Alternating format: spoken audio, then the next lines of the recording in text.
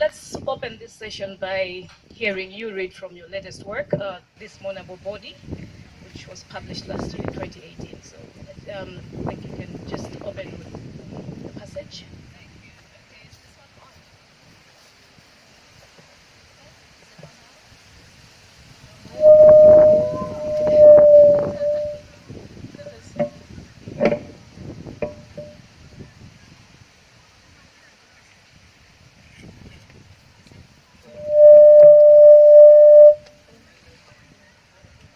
Hello, I think it's going to work now, yeah? So you can hear me.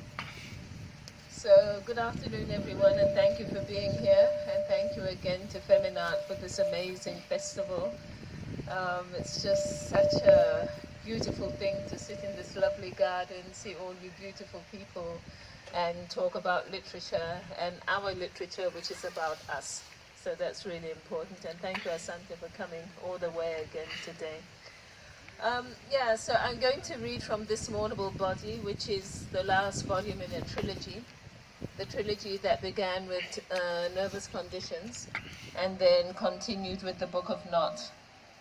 And Nervous Conditions is about Tambudzai Sigauke.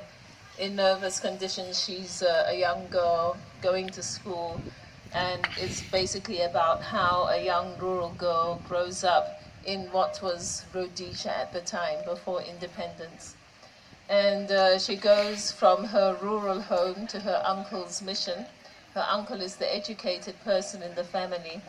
And there she meets her cousin Yasha, who has been to England with her family when her Tambudzai's uncle was studying to get his degree for teaching. So there's a bit of a culture clash between Tambudzai, this rural girl, who doesn't understand her cousin Yasha, who's already quite feministic, although she's quite young. So that's the setup for Nervous Conditions. So the Book of Not goes into the time during Zimbabwe's liberation war. That's in the mid-70s on until independence and into early independence. And it's basically about how Tambudzai has now got a bit of an education, not as much as she had wanted, but she still thinks that with this degree, her first bachelor's degree, she ought to have a better life.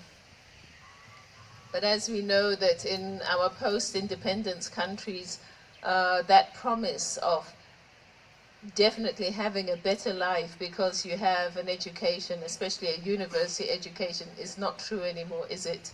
You know, there's a whole lot more that goes into it now. So this is what I was looking at, how the society is changing and how just education on its own does not really mean that you are going to have the life you were promised you would have.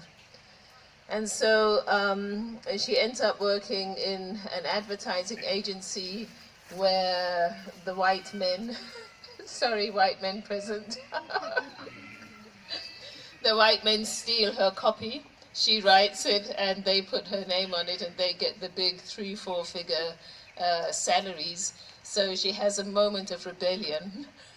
Tambudzai is not really the rebellious character, it's her cousin Yasha. So at this advertising agency, she has a moment of rebellion and she actually leaves her job, she resigns. And she tells everybody that she's resigning because she's going to get married. But actually, she's living in this tiny little hostel, which for her is really such a disappointment because she thought she would be living in the affluent suburbs. And so in This Mournable Body, and the body being Tambudzai's, as well as all those people who can identify with her, in This Mournable Body, I pick it up where Tambudzai is really in this depressed condition in this hostel. And this is actually meant to be a young women's hostel, so all the other inmates, all the other residents, I should say, are much younger than she is. So now she's unemployed, she's disappointed with her life prospects because her job has, her education has not given her what she wanted, and she's also aging. So these are the three things that are upsetting her. So when we were discussing which bits we should talk about today, one of the parts that we agreed on was where Tambudzai has gone to a job interview, which does not go well. So it's actually not a job interview, it's for somewhere else to live, but it still doesn't go well. So she comes back from the place on the combi, and she's meant to go off to go back to the hostel. But she saw these young girls going shopping because, you know, they're all secretaries and whatever, and they're going to buy the latest fashions. And she thinks, oh, I can't stand it. I can't go back to the hostel and see these girls again.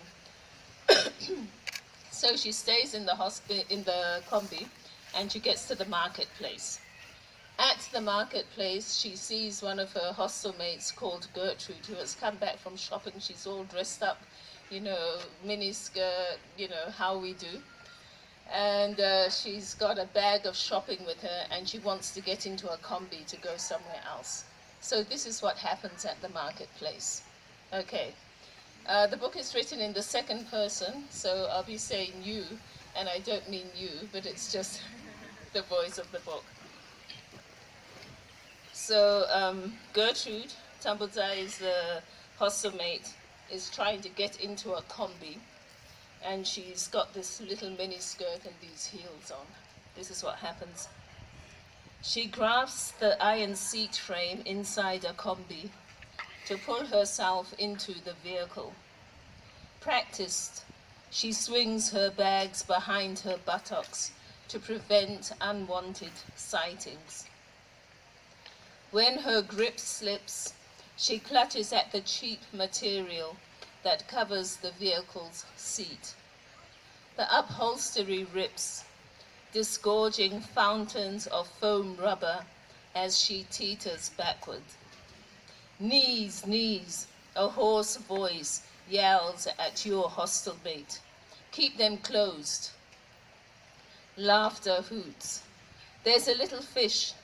It's going to show its mouth hole, just like it does when it's out of water, a man shouts.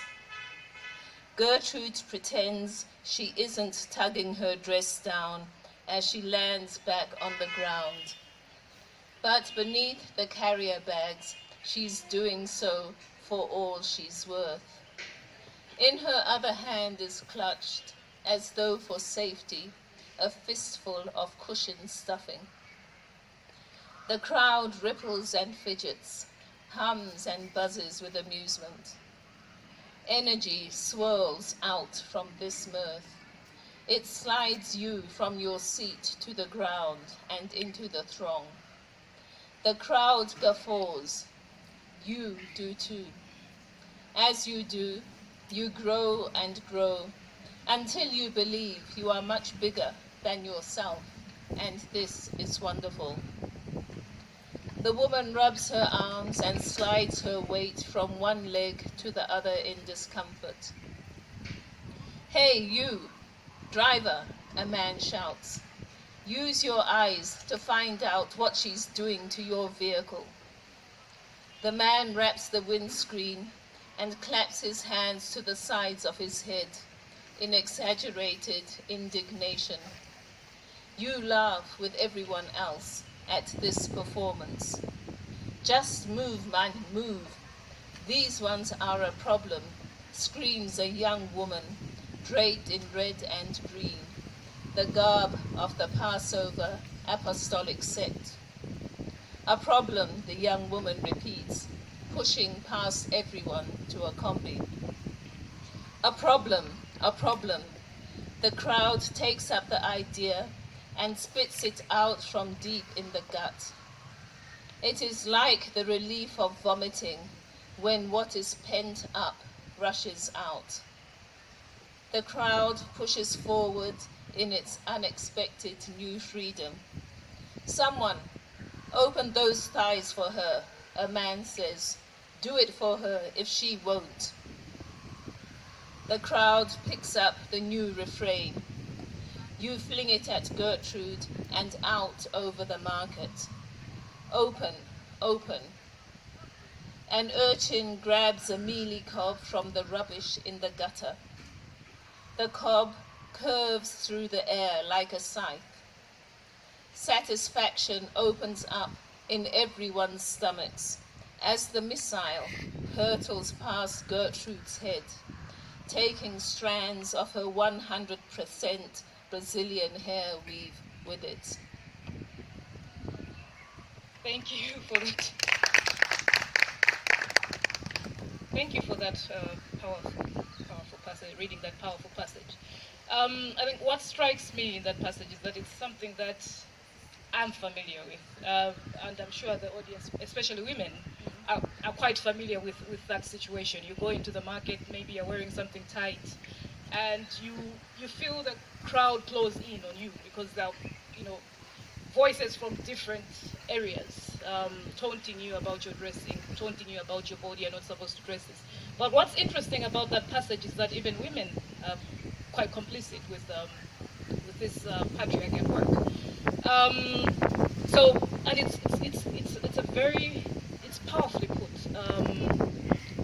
Different voices coming up, and I think the one thing that I've also found very interesting on the comments was that there was one person in the amongst the people that are taunting Gertrude that actually say, the freedom fighters, the liberation war, there were people that fought for the liberation of this country, and this is what you bring us. So I found that quite intriguing, because it seems as if what that person is saying is that, well, the liberation war was fought, but it was not for women to actually be free with their bodies. So I just wanted you to comment on that. What are your thoughts on that? Yes, absolutely. I didn't get to the part where this person invokes the liberation struggle, but this happens all the time in Zimbabwe. The liberation struggle is invoked for anything that people who perceive themselves to be in power do not like. So it is like the extreme of patriarchy, because the reality is that one way of torturing women during the liberation struggle was to shove objects into their vaginas. It could be sticks, it could be living things, it could be hot coals. Apparently a favorite one was to take these cowpeas, Nemo beans we call them, heat them up so that they're hot. So this idea of the vagina as being a place that has to do with the sanctity of the nation is something we find in lots of cultures. And I remember a woman from India in an article was saying, whenever anything happens of a sexual nature to a woman in the name of her country, or for these honor killings, I say, why have you put the honor of your family, your community, your nation in a woman's vagina? Why do you want to hide it there? Take it out and let the woman just be herself. So very definitely, there was this idea of this part of a woman's body having a wider meaning for people. And also the fact that women engage in this. I mean, it's not new to us, is it? They definitely do. Just recently, I was on a church meeting somewhere, and we were discussing women as well and violence against women. And one of the women at the meeting said, we've got to teach our girls to protect themselves from rape. If they have to wear 3 pairs of pants, we've got to tell them, put on your 3 pairs of pants.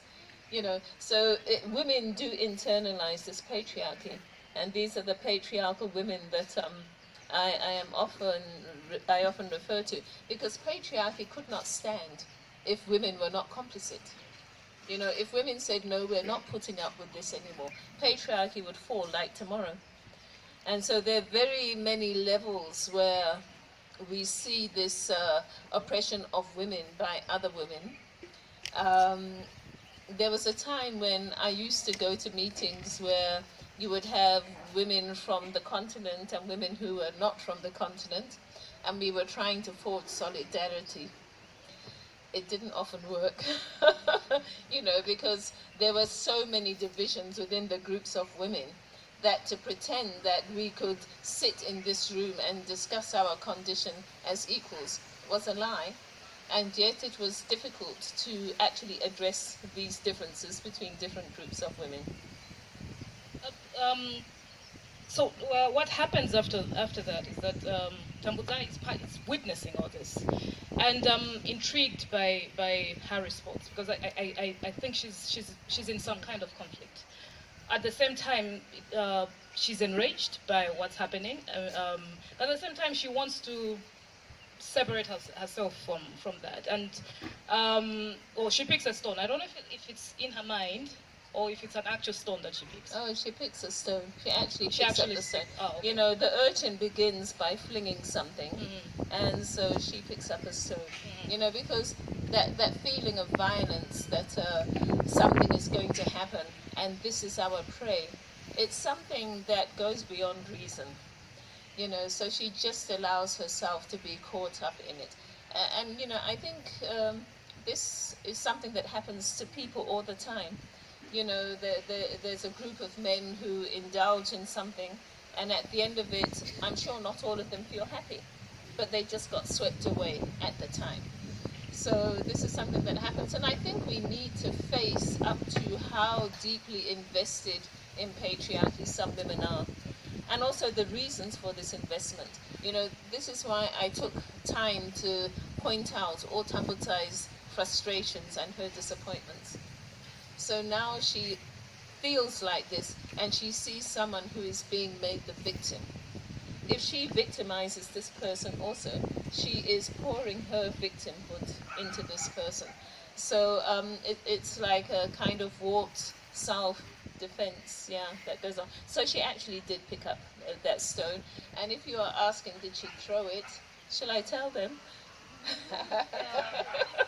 Yeah. All right. Because if I don't tell them, they may not even want to read the book. Okay. No, she didn't throw it. Yeah, so she doesn't throw the stone, but when she sees that the woman has been rescued by a taxi driver, she doesn't throw the stone.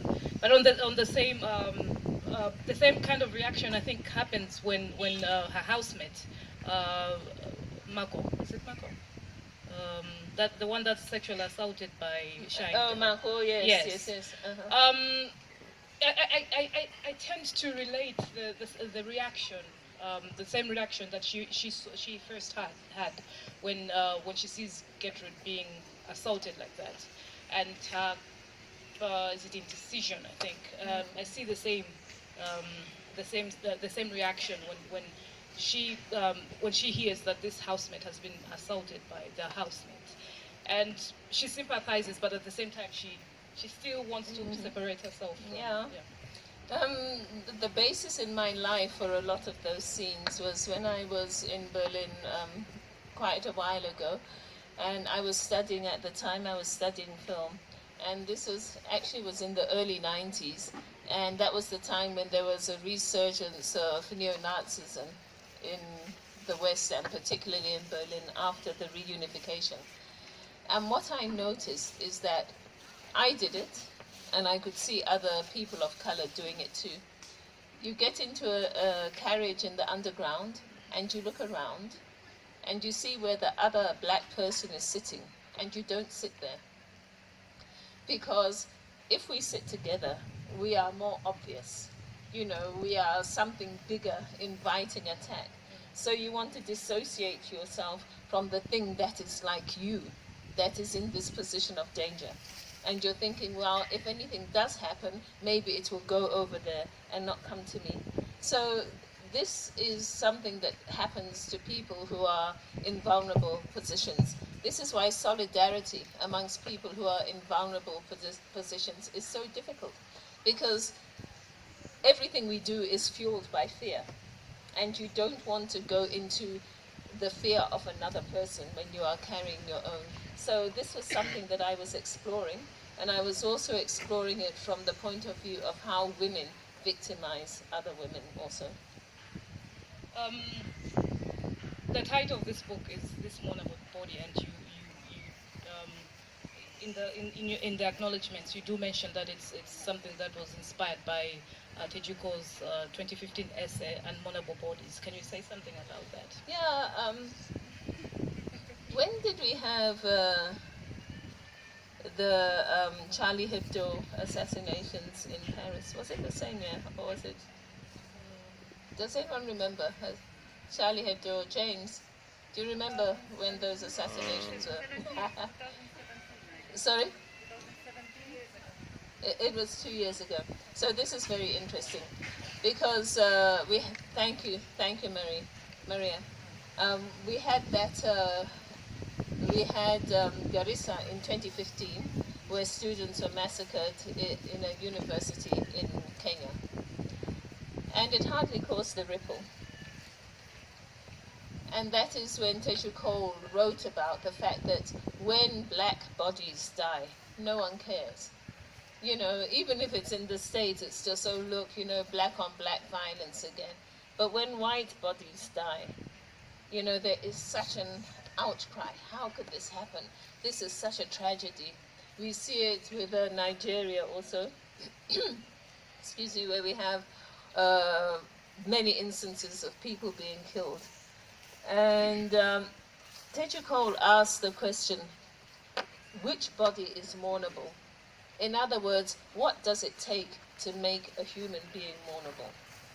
And in the eyes of the world, black people are not mournable. So this is the idea that I picked up with. And I wanted to depict a person who is not a hero in any way, who is just really trying to deal with what life throws in front of her, and maybe not dealing with it in a good way, because we don't always deal with our challenges in good ways. And to say that this person is still mournable. You know, whoever this person is, this is someone who came from one of the poorest villages in colonized Rhodesia, but she is still mournable, no matter what she's going through. So this is the message.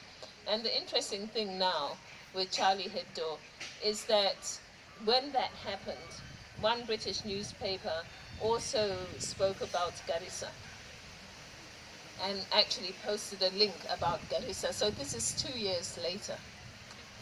Guess what happened? The likes, the hits on Garissa went up. 2 years later, in the aftermath of Charlie Hebdo. Yeah. So, you know, this novel is basically pushing back at that. Interesting. You depart from, in terms of your point of view, you depart from the first person point of view that you used in Never's Conditions as well as the Book of Knots.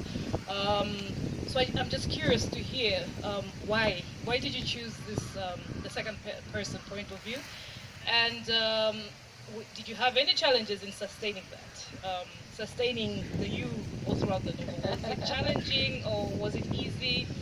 Would you compare it in any way to the first person point of view?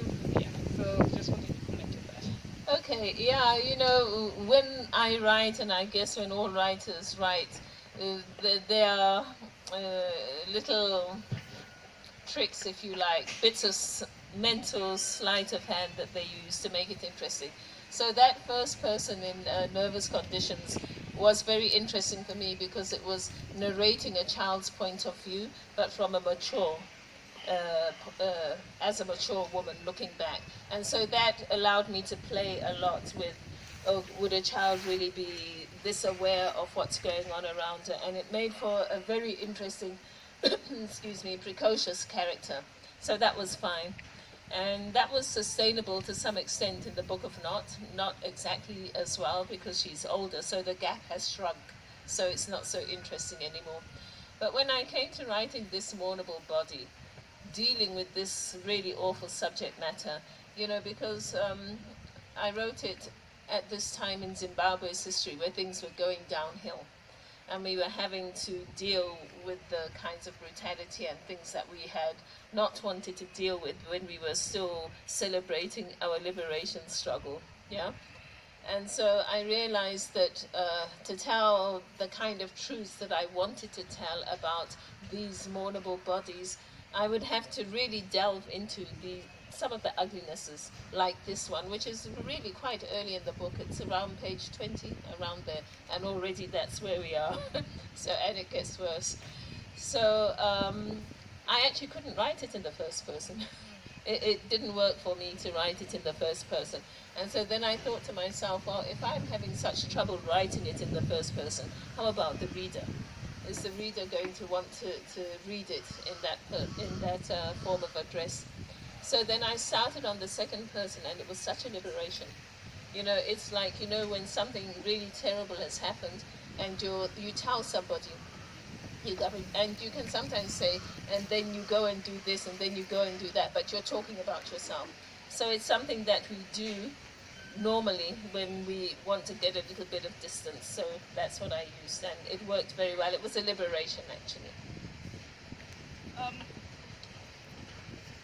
Well, you've had Tambudzai, Nyasha, Mainini, Lucia, and other characters for the past 30 years. And I'm thinking, how do you remain detached from your characters? How do you let them have their own lives? I mean, don't you feel the need to, or maybe it's because I'm a control freak, so I always want to make sure that, okay, this does this is in place, it doesn't go out of order. So I'm thinking you've been with these characters for the past 30 years. You know them inside out. You created them. You know them inside out. But at the same time, as a writer, you have to give them some sort of freedom to live their lives. So I'm just thinking, do you have moments where you kind of have some conflict over what should happen to Tambudzai, but at the same time, maybe if you because you're attached to that character, if you let her follow that path, it won't be realistic, but at the same time you feel, I mean, you feel close to her, you're like, okay, no, this bad thing shouldn't happen to her. Do you ever get those conflicts when you are writing about these characters? You know, that's really interesting that you asked that, because I have never in my life felt this bad thing should not happen to my character. I think I'm just not very protective, not very nurturing, but no. If this character has set out on her path, then I see my role is to accompany her and let her get to the end of her journey. And for me, that's where I get the satisfaction, when I feel that this character has come to the end of the journey. But I'm sure that there are writers who do it differently, who like to exert more control. We are mostly writers here, right? So have we got differences of opinion there as to how it can be done? Anybody? Shadrach? Or Nick? Where's Nick? He's looking away over there. Do you have do you want to control your character's fate, or you let them live their lives? Or they control yours? He says they control his writing. You see, so I think different people have different ways of doing it. I kind of like say, okay, I'm going to give you enough freedom to hang yourself. I think that's my approach. On the same question, I think, I'm asking for myself. I was shocked, I think, because I'd grown so attached to Tambudzai, I think, from Neva's conditions. I understood her, I sympathized with her, I understood Nyasha as well, I like Nyasha as well. But back to Tambudzai, she gets to a point, because of the frustrations that she's had, the disappointments, the disillusionment, she doesn't have a job, the economic situation is not good, she's frustrated about bad things that are happening around her, and she feels hopeless and disillusioned, because she thought, okay, if I have a degree, I'll get a good job, I'll have a good life, because after all, that's what the narrative says. If you get educated, you're supposed to have a good job. You're supposed to have a good life. But that's not the reality for Tambudzai. And